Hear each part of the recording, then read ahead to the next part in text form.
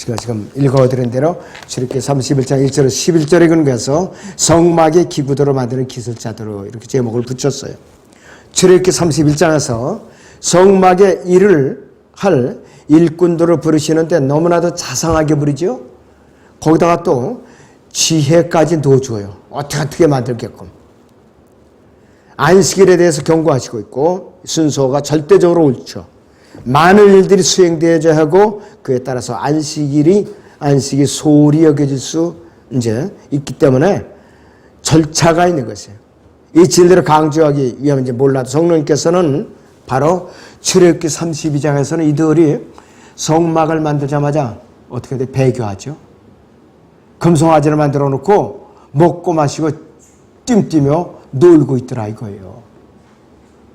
이 명령을 하자마자 표적과 이적과 기적들을 체험하고 나서 출애굽기 4장 15장 사이에 10가지 재앙을 다 이들이 목격을 하고 나서도 매일 삶에 필요한 모든 것을 하나님으로부터 공급을 받고 나서도 하나님으로부터 초자연적인 계시까지 받았는데 출애굽기 10장 23장에 보면 십계명을 받았죠.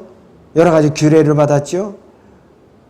그런데도 불구하고 그들이 출애굽기 4장 22절에서 첫 태생으로서 하나님의 아들로서 부름받은 그들이 어떻게 되느냐. 모든 하나님의 명령과 규례들 다 버리고 어디로 가느냐.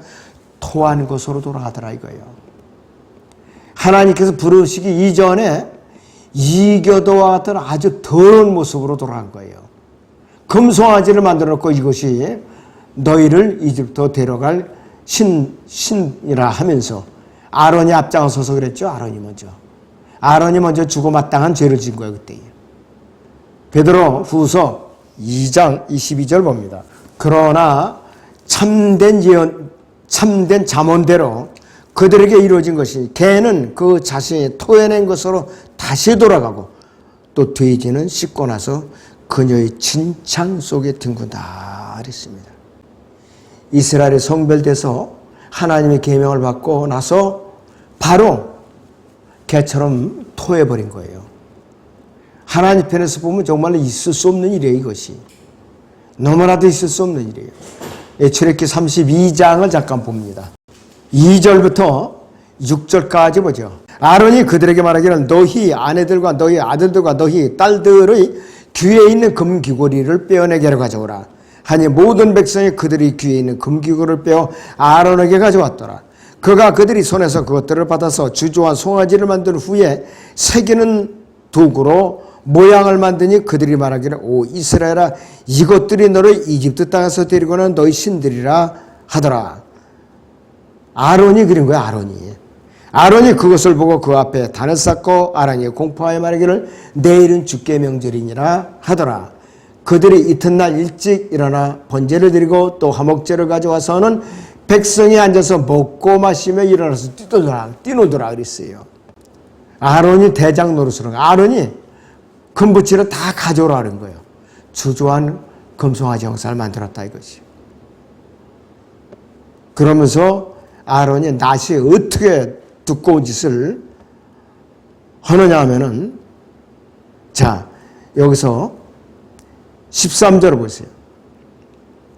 주의 종들 아브라함과 이삭과 이스라엘을 기억하소. 주께서는 스스로 맹세하여 그들에게 말씀하시기를 내가 너희 씨를 하늘의 별들처럼 번성시키고 또 내가 말한 이 모든 땅을 너희 씨에게 주리니 그들이 그것을 영원히 유업으로 받으려 하셨나이다 하니 주께서 주의 백성에게 행하려고 계획하신 그 재앙에서 돌이키시니라 그랬어요. 간신히 모세의 중재로 이들이 몰살을 명하는 것이에요. 몰살을. 아무래도 몰살을 명하는 것이에요. 그런데 아론은 지독하게 핑계를 대는 것이에요. 지독하게 핑계를 대고 있어요. 자, 그런데 30절부터 보니까 아론의 본격적인 핑계가 나옵니다. 30절에 이튿날 모세가 백성에게 말하기를 너희가 큰 죄를 지었도다. 내가 이제 주께로 올라가려니 혹시 내가 너희 죄를 위해 속죄할 수 있을까 하미라 하고 모세가 죽기로 돌아와서 말하기를 이 백성이 큰 죄를 지었고 자기들에게 금으로 신들을 만들었나이다. 지금이라도 주께서 그들이 죄를 용서하시기로나이다. 만일 그렇게 하지 않으시려거든 간구하오니 주께서 기록하신 주의 책에서 나를 지워버리소서 하니 그랬습니다. 모세가 여기서도 또 중보를 하는 거예요. 모세가. 그런데 여기서는 아론은 계속해서 핑계를 댔던 것이, 너무나도 핑계를 댔던 것이. 만약에 제가 하나님 입장을 했으면은 아론도 불태워 죽였을 것 같아요. 아론도. 그 소형으로 봐서. 성막에 대한 일을 수행하는 데 있어서요, 유다 지파와 단 지파가 자신들의 지파에서 그 일을 수행하는 지도자가 나오는 엄청난 영광을 얻었어요. 성막의 기구들을 만드는데. 근데 단 지파는 엉뚱한 방향으로 타락했죠. 빗나가 버리고 말았죠. 적그리스도의 예표의 지파로다가 타락하고 말았어요. 아주 중요한 의미를 지는데, 유다 지파의 사자는 호를 지닌 분으로서 참된 메시아이지만은 단 지파의 사자는 뱀처럼 무는 자라서 로마 카톨릭의 온상이 되어버리고 만 것이에요. 로마 카톨릭의 온상. 신명기 33장 22절을 봅니다. 단에 관하여 그가 말하였으니 단은 사자의 새끼니 그가 바산으로부터 뛰어나오리라 그랬습니다. 사자의 새끼가 좋은 사자의 새끼가 아니라 적그리스도를 의미하는 것이에요. 여기서. 자, 그렇다면 첫째는 성막의 기구들을 만드는 기술자들은 어떻게 되는가? 그 다음 페이지 보시면은 성막에 일을 하는 책임자는 부살리엘과 여기서 아홀리압이 쓰임을 받았는데, 부살리엘이라는 의미는 하나님의 그림자 안에서라는 말이에요. 하나님의 그림자 안에서. 그 다음에 아홀리압은 아버지는 나의 장막이시다. 참 좋죠? 이름의 의미가 참 좋아요. 역대기 사항을 여러분들 수요 공부를 했지만은 10명이 나온다면 7명 이상이 다 좋은 의미로 나오고 있어요. 좋은 의미로. 부살레엘은 파레스, 훌, 칼렙의 유다 지파의 후손이에요. 하나님께서는 이들에게 보라, 내가 유다 지파 훌의 손자여 우리의 아들인 부살레엘을 지명하여 불러노라. 내가 그를 하나님의 영으로 충만케 하여 지혜와 명철과 지식과 여러 가지 기술로서 내가 보라, 내가 단지파의 아히사막의 아들 아홀리압을 그와 더불어 주고 그랬습니다. 현대카는 일꾼을 부살레엘에게 아홀리압을 더 붙여준 거예요. 이 구절들에서 불렀노라 이렇게 말이 나오고 충만케 하라는 말이 나오고 내가 보라, 내가 단지파의 아히사막의 아들 아홀리압을 그와 더불어 주고 현명한 마음을 지닌 모든 사람의 마음속에 지혜를 놓았도다. 이런 표현들이 이렇게 나오고 있어요. 성령께서는 믿는 자 안에 계시죠? 하나님께서 선물로 주신 거예요, 우리에게. 믿는 자에게 오직 성령으로 충만하라고 권고하고 계시는데, 저렇게 31장 3절에서는 내가 그를 하나님의 영으로 충만케 하여 지혜와 명철과 지식과 여러 가지 기술로서 이렇게 만들려는 은사를 주신 거예요. 이 시대 지역교회에 주어진 은사들과도 영적으로 관계가 있는 것들이에요. 그래서 여기에 나와 있는 선물들은 이사야 11장 2절에 나오는 지혜와 명철과 지식인데, 이사야 11장 2절을 다시 보겠습니다. 7가지 영의 이름이 나오죠. 주의 영이 그 위에 머물리니 지혜와 명철의 영이요 계획과 능력의 영이요 지식과 주를 두려워하는 영이라. 이 7가지 영이에요. 주의 영부터 시작해갖고 지혜의 영, 명철의 영, 계획의 영, 능력의 영, 지식의 영, 주를 두려워하는 영. 이렇게 7가지가 나오고 있어요. 성경을 올바로 믿는 사람이라면은 음악적인 재능이나 언어를 구사하는 능력도 마찬가지로 하나님께로부터 오는 은사예요. 그래서 성막에서 기구들을 만드는 기술들과 재능들은 하나님으로부터 온 것을 하나님께 주셨다고 그랬잖아요. 직접적으로 표현이. 하나님께서 오셨다고 직접적으로 주셨어요. 심지어 죽은 정통주의 언어학자들이 킹제임스 성경의 권위를 파괴시키는데 자신들이 재능을 나쁘게 사용하는 거예요. 아주 나쁘게 사용하는 것이. 자, 출애굽기 31장 2절을 보면은 보라 내가 유다 지파 후르의 손자요 우리의 아들인 부살레를 지명하여 불렀노라 이렇게 말을 하고 있어요. 부살레를 지명하여 불러노라 이렇게 말씀을 하고 있어요. 자, 그런데 하나님께서는 모세나 사무엘이나 사울이나 다윗이나 베드로조차도 지명하여 불렀다 이것이에요. 하나님께서 명령을 하셨다면은 그 일을 수행할 능력도 하나님께서 주셔요. 하나님께 주셔야 그 명령하셨다면은 하나님께서 그 수행할 능력까지 주신다 이것이에요. 거기 출애굽기 31장 3절 상반절을 보시면은 내가 그를 하나님의 영으로 충만케 하여 그랬습니다. 내가 그를 하나님의 영으로 충만케 하여 그랬습니다. 아주 표현이 독특하죠.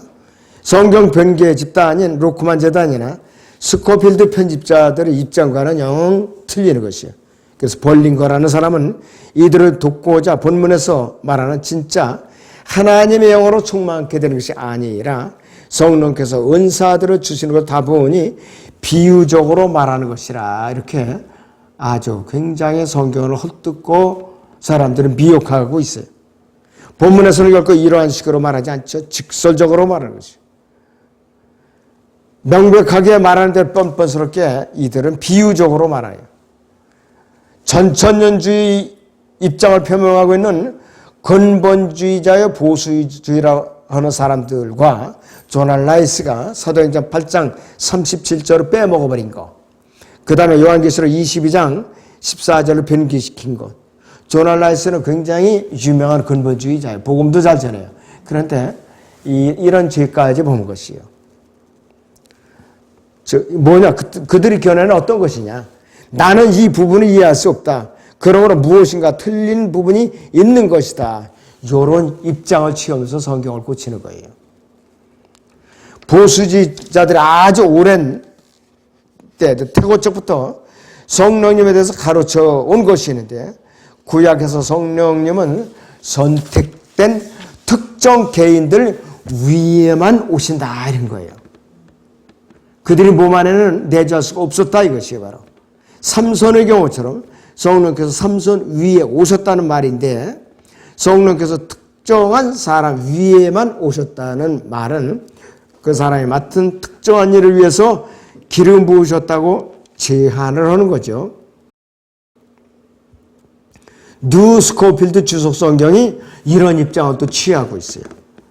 구약에서 성령의 이제 사역 요약 그래갖고 보면은 나눠지 1번에 이렇게 나와 있더라 이거예요.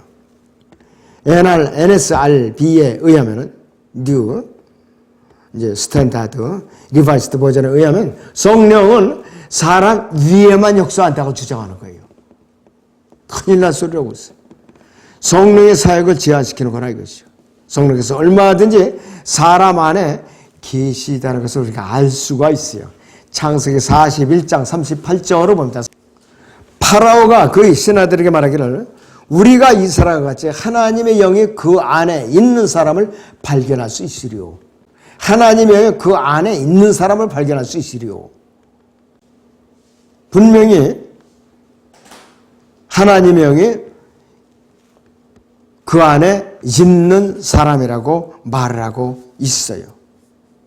요셉의 몸 안에 있었다 이것이에요. 바로 또 출애굽기 35장 31절을 보죠.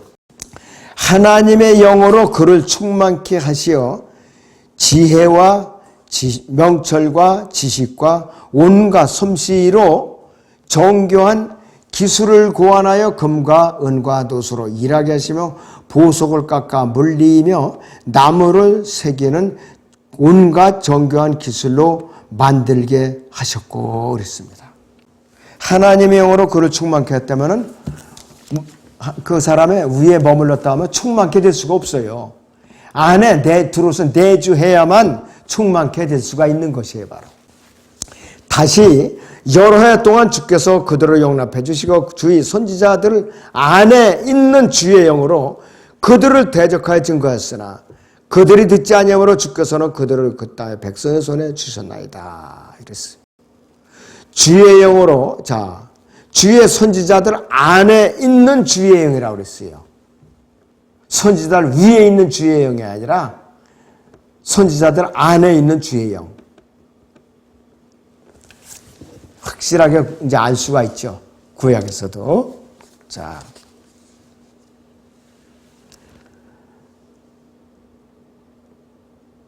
대부분의 근본주의 신학계에서는 이 명백한 관련 구조들이 소위 성경 신학이라든지 성경학개론, 자, 이라는 과목들을 공부하는 과정에서 신학생들을 오염시키는 거예요. 성경을 삐뚤어지게 가르치니까. 이 두 과정에서는 이렇게 가르치죠. 성령과 관련된 위에 제시된 관련 구절들은 하나님께서 일하시는 사역을 설명하는 데서 일반적인 용어로 택했을 뿐이다. 선택했을 뿐이다.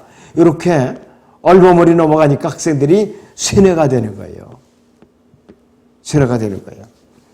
자, 구약에서 성령의 역사하심의 상황대로 보면 첫째는 성령께서는 잠정적으로 어떤 사람들 위해 임하시고 또 잠정적으로 떠나셨어요. 삼손 같은 경우. 두 번째는 성령께서는 어떤 사람들 안에 들어오셨고 그 후에는 영원히 떠나버렸었어요. 사울은 성령이 영원히 떠났었죠. 안에 거였다가. 성령께서는 떠나셔야 함에도 떠나기를 거부하셨다. 다윗은 특별한 자비로서 성령이 떠나질 않았었어요. 그 다음에는 성령께서는 모세 안에 계셨어요. 요셉 안에 계셨고 다윗 안에도 다니엘 안에도 이사야 안에도 예레미야 안에도 에스겔 안에도 영원히 내주하지는 계셨는데 영원히 내주하시지는 않았다 이거예요. 그 대신에. 그러나 대부분의 근본주의자들은 벌린 것처럼 성령은 구약에서는 사람들 위에 임하셨고 신약에서는 사람들 안에 임하신다. 잘못됐죠? 분명히 구약에서도 어떤 사람이 몸 안에 내주하신다고 이렇게 나와 있는데도 불구하고 이들은 부인하는 거예요.